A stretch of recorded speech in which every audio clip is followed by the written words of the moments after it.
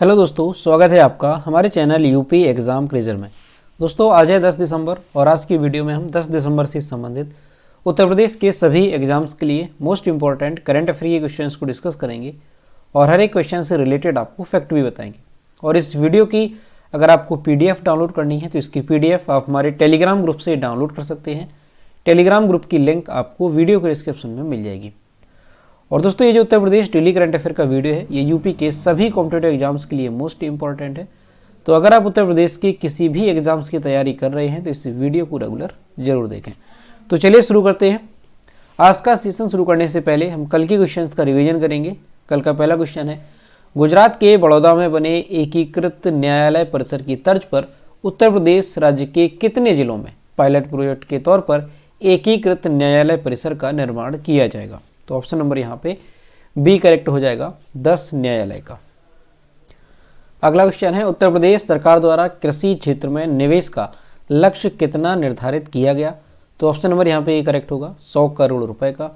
दोस्तों Uttar Pradesh current affair की last 8 month यानी कि जनवरी 2022 से लेकर के अगस्त 2022 तक की आपको PDF ई बुक डाउनलोड करनी है। तो इसकी लिंक आपको वीडियो के डिस्क्रिप्शन में मिल जाएगी, वहाँ से आप ये PDF ई बुक डाउनलोड कर सकते हैं। और इसके साथ ही अगर आपको नवंबर 2022 मंथ की PDF ई बुक डाउनलोड करनी है मंथली, तो उसकी लिंक भी आपको वीडियो के डिस्क्रिप्शन में दी गई है। तो वहाँ से आप ये सारी PDF ई बुक डाउनलोड कर पाएंगे। और अगर इसे डाउनलोड करने में कोई प्रॉब्लम होती है तो साइट पर आपको व्हाट्सएप नंबर और ईमेल मिल जाएगा जिस पर आप कॉन्टैक्ट कर सकते हैं।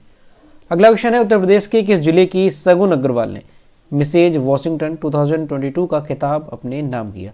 ऑप्शन नंबर यहाँ पे सी करेक्ट होगा, ये मेरठ की रहने वाली है। अगला है, आर्टन कैपिटल द्वारा प्रकाशित 2022 में वर्ल्ड स्ट्रॉन्गेस्ट पासपोर्ट सूची में भारत की रैंक क्या है? तो भारत जो है इसमें 87 नंबर पे रहा, यानी कि 87वें नंबर पे रहा है भारत। और याद रखेंगे आर्टन कैपिटल द्वारा जो सबसे ज़्यादा जो स्ट्रॉन्ग पासपोर्ट रहा है वो किस देश का है? तो UAE का रहा है। और यहाँ पे याद रखना है आर्टन कैपिटल की बात की जा रही है। अगला क्वेश्चन है, राज्यसभा के नए सभापति के रूप में किसे नियुक्त किया गया? ऑप्शन नंबर यहाँ पे सी करेक्ट होगा, जगदीप धनखड़। अगला है, 9वीं विश्व आयुर्वेद कांग्रेस और आरोग्य एक्सपो 2022 का उद्घाटन कहाँ किया गया? ऑप्शन नंबर यहाँ पे डी करेक्ट होगा, गोवा में।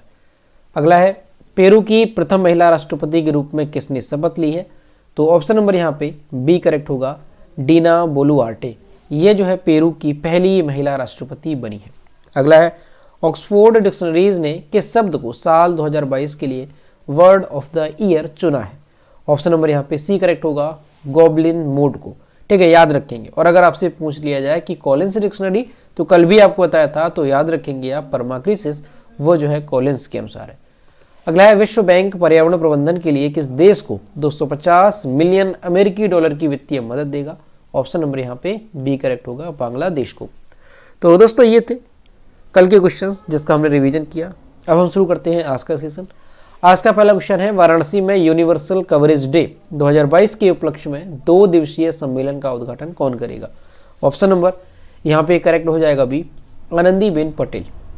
दोस्तों केंद्रीय स्वास्थ्य और परिवार कल्याण मंत्रालय 10 दिसंबर 2022 से वाराणसी उत्तर प्रदेश में यूनिवर्सल कवरेज डे 2022 के उपलक्ष्य में 2 दिवसीय सम्मेलन का आयोजन कर रहा है। अब ये जो सम्मेलन है इसका उद्घाटन उत्तर प्रदेश की जो राज्यपाल हैं आनंदीबेन पटेल, वो इसका उद्घाटन करेंगे। सार्वभौमिक स्वास्थ्य कवरेज का लक्ष्य है कि सभी लोगों को स्वास्थ्य सेवाओं की आवश्यक प्रोत्साहक, निवारक और उपचारात्मक और पुनर्वास संबंधी पहुंच प्राप्त हो। तो ये चीज़ आप यहाँ से याद रखेंगे कि 10 दिसंबर यानी कि आज वाराणसी में यूनिवर्सल कवरेज डे के उपलक्ष्य में जो राज्यपाल हैं आनंदीबेन पटेल, वो जो है एक 2 दिवसीय सम्मेलन का उद्घाटन करेंगे। और ये जो सम्मेलन है वो किसके द्वारा आयोजित किया जा रहा है, यानी कि इसका जो आयोजन है वो कौन कर रहा है? तो केंद्रीय स्वास्थ्य और परिवार कल्याण मंत्रालय ये इसका आयोजन कर रहा है। ठीक है, कहाँ पे किया जा रहा है तो वो भी याद रखेंगे, उत्तर प्रदेश के वाराणसी में यूनिवर्सल कवरेज डे के उपलक्ष्य में। अगला है, भारत और न्यूजीलैंड के बीच T20 क्रिकेट मुकाबला कब से लखनऊ में खेला जाएगा? ऑप्शन नंबर यहाँ पे ए करेक्ट होगा, 29 जनवरी 2023 से। दोस्तों भारत और न्यूजीलैंड के बीच, ठीक है, याद रखेंगे भारत और न्यूजीलैंड के बीच T20 क्रिकेट मुकाबला अगले साल यानी कि 2023 में 29 जनवरी 2023 को जो है ये खेला जाएगा अटल बिहारी वाजपेयी इकाना स्टेडियम, कहाँ पे, लखनऊ में। यहाँ यह T20 सीरीज का दूसरा मुकाबला होगा, यानी इससे पहले भी जो है खेला जा चुका है। भारतीय क्रिकेट कंट्रोल बोर्ड ने कार्यक्रम का शेड्यूल जारी किया। इससे पहले इकाना स्टेडियम में बीते 6 अक्टूबर को भारत और दक्षिण अफ्रीका के बीच, ठीक है, यानी कि इससे पहले जो हुआ था वो भारत और दक्षिण अफ्रीका के बीच हुआ था वनडे मुकाबला, जिसमें जो अफ्रीकी टीम थी उसने 9 रन से जीत दर्ज की थी। इस बार भी टीम इंडिया की जीत को आसान नहीं माना जा सकता, क्योंकि इस बार भी जो मुकाबला है वो T20 वर्ल्ड कप की सेमीफाइनलिस्ट न्यूजीलैंड से है। तो ये चीज़ यहाँ से याद रखेंगे, ठीक है। अगर आपसे पूछा जाता है कि भारत और किस देश के बीच जो लखनऊ में स्थित अटल बिहारी वाजपेयी इकाना स्टेडियम है, यहाँ पर जो है T20 क्रिकेट खेला गया, तो आप याद रखेंगे न्यूजीलैंड के बीच। और अगर ऐसे पूछा जाए कि भारत और न्यूजीलैंड के बीच T20 क्रिकेट मुकाबला जो है ये कहाँ पर खेला जाएगा, तो लखनऊ में अटल बिहारी वाजपेयी इकाना स्टेडियम में, ठीक है। तो इस चीज़ को याद रखेंगे, भारत और न्यूजीलैंड के बीच। अगला है, हाल ही में भारत ने कितने ग्रीनफील्ड हवाई अड्डे स्थापित करने के लिए सैद्धांतिक मंजूरी दी? ऑप्शन नंबर यहाँ पे सी करेक्ट होगा, 21। दोस्तों MOCA, MOCA का मतलब क्या है, इसका फॉर्म याद रखेंगे। तो MOCA का फुल फॉर्म होता है मिनिस्ट्री ऑफ सिविल एविएशन। तो MOCA ने ग्रीनफील्ड हवाई अड्डों की स्थापना के लिए इन प्रिंसिपल अनुमोदन प्रदान किया, जिनमें से 9 का संचालन किया जा चुका है। ग्रीनफील्ड हवाई अड्डे का विकास ग्रीनफील्ड हवाई अड्डा नीति 2008 के तहत शासित है। अभी ये जो बाकी के ग्रीनफील्ड हवाई अड्डे हैं वो कहाँ पे जो है स्थापित किए जाएंगे, जैसे कि 9 जो हवाई अड्डे हैं ग्रीनफील्ड, उनका संचालन किया जा चुका है।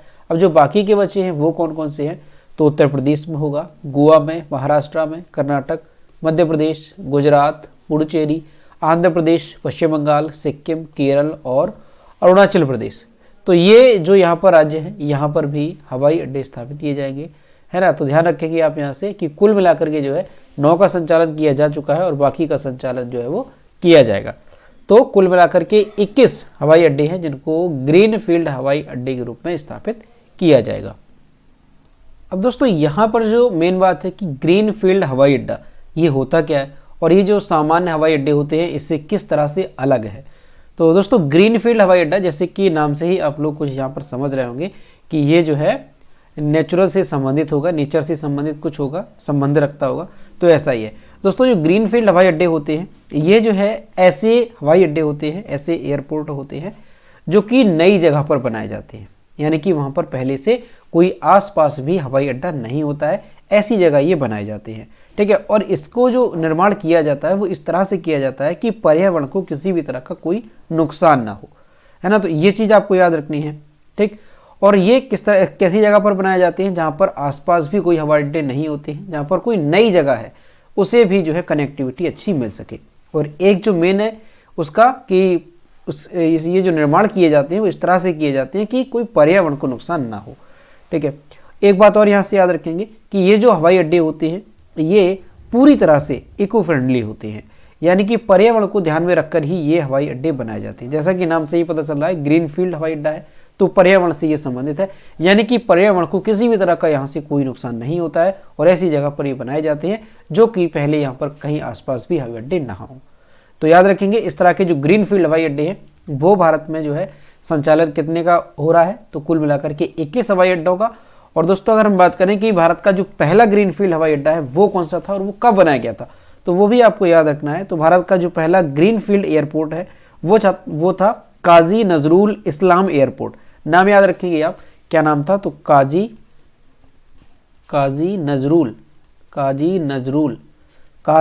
नजरुल इस्लाम एयरपोर्ट, ठीक है। यहाँ पर और आप देख लेंगे इस्लाम एयरपोर्ट। तो ये जो है पहला ग्रीन फील्ड एयरपोर्ट था जो कि कहाँ पे स्थापित किया गया था, तो ये आप याद रखेंगे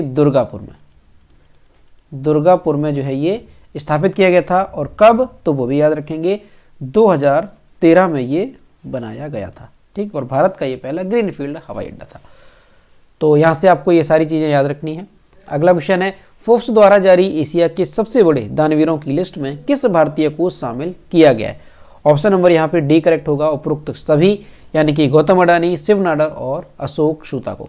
दोस्तों हाल ही में फोर्ब्स ने एशिया के सबसे बड़े दानवीरों की लिस्ट जारी की है और इसमें एशिया के जो सबसे अमीर शख्स हैं और अडानी ग्रुप के प्रमुख हैं गौतम अडानी, इनको शामिल किया गया। HCL टेक्नोलॉजीज़ के शिव नाडर, इनको शामिल किया गया। और हैप्पीएस्ट माइंड्स टेक्नोलॉजीज़ के अशोक सूता, इनको भी इसमें शामिल किया गया।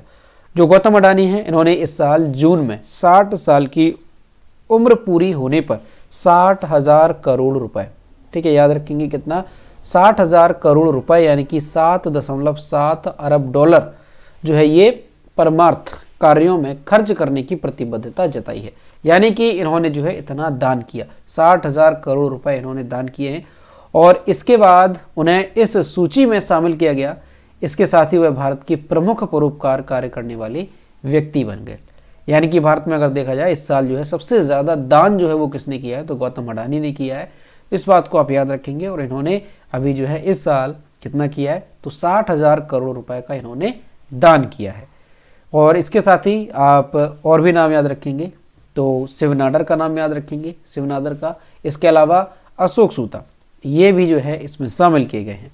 फोर्ब्स ने किस नाम से रिपोर्ट अपनी जारी की है, तो एशिया हीरोज ऑफ फिलैंथ्रोपी, ठीक है, इस नाम से अपनी रिपोर्ट जारी की है। एशिया हीरोज ऑफ फिलैंथ्रोपी नाम से जो ये लिस्ट है वो जारी की है। और ये 16वीं लिस्ट थी, ठीक है, 16वीं ये लिस्ट थी, क्योंकि कई सालों से ये जो लिस्ट है वो जारी की जा रही है, तो 16वीं ये लिस्ट थी। इन्हें 15 लोगों के एक चुनिंदा समूह के जो ग्रुप है उसमें रखा गया। तो 15 लोगों का एक ग्रुप जो है, इसके तहत उन्होंने लोगों को चुना था और उसमें जो है 3 जो है ये भारत से संबंधित है। और जो अडानी है ये भारत के सबसे बड़े दानी जो है माने गए हैं। ठीक, तो ये चीज़ आप याद रखेंगे, वेरी इंपॉर्टेंट रहेगा कि फोर्ब्स ने जो जारी की है परोपकारी की दानवीरों की लिस्ट, उसमें जो है कितने भारतीयों को शामिल किया गया, तो 3। और भारत के सबसे जो बड़े दानी रहे वो कौन रहे, तो गौतम अडानी जो है, इनका नाम याद रखेंगे। अगला है दुनिया की 100 सबसे शक्तिशाली महिलाओं की फोर्ब्स 2022 की सूची में कौन शीर्ष पर है। तो अभी फोर्ब्स ने एक सूची जारी की है और वो सूची कैसी है, तो दुनिया की 100 सबसे शक्तिशाली महिलाओं की। अब इसमें जो शीर्ष पर है वो कौन है, तो उर्सुला वॉन डेर लेयन, ये जो है इसमें शीर्ष पर है। यहाँ पर जो आप इमेज देख रहे हैं ये कौन है, ये उर्सुला वॉन डेर लेयन है, जो कि दुनिया की सबसे शक्तिशाली महिलाओं की सूची में टॉप पर है। दोस्तों, यूक्रेन पर रूस के आक्रमण से उत्पन्न हुई यूरोप के असाधारण संकट के बीच जो यूरोपीय आयोग की अध्यक्ष हैं, ठीक है, ये कौन है, यूरोपीय आयोग के अध्यक्ष हैं उर्सुला वॉन डेर लेयन। इन्हें जो है 2022 में फोर्ब्स की दुनिया की 100 सबसे शक्तिशाली महिलाओं की सूची में शीर्ष स्थान हासिल हुआ है।